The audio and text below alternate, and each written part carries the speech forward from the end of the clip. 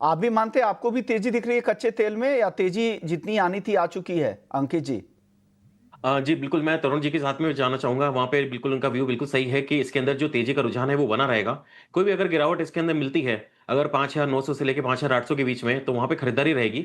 जैसा पहले भी हमने बात करी थी, यहाँ पे 5500 का एक मेजर सपोर्ट ज़ोन बन चुका है, उसके नीचे जाना काफ़ी मुश्किल लग रहा है और आने वाले टाइम में एम6 की अगर बात करें, तो 6500 से 6700, 6500 से 6700 तक के लेवल्स देखने को मिल सकते हैं। ये जो रशिया वाला टेंशन्स है, अगर वहाँ पे सैंक्शंस वगैरह लगते हैं और ये चीज़ें अगर यूक्रेन वाला मैटर सॉल्व नहीं होता है, तो डेफिनिटली हमको 6500 6700 तक के लेवल्स मिलेंगे। और साइकोलॉजिकल भी देखें तो साइकोलॉजिकल भी अगर देखा जाए तो $60 का एक मेजर सपोर्ट बन चुका है और एम6 की अगर बात करें तो यहाँ पे 5500 का लेवल और 5000 का लेवल साइकोलॉजिकल लेवल है, जो काफ़ी एक मेजर सपोर्ट जोन है। बिकवाली करके यहाँ पे नहीं चलना चाहिए। कोई भी गिरावट अगर मिलती है, खरीदारी करके चलना बेहतर रहेगा। एमसीएक्स मार्केट से जुड़ी हर अपडेट के लिए कमोडिटी समाचार को तुरंत सब्सक्राइब करें।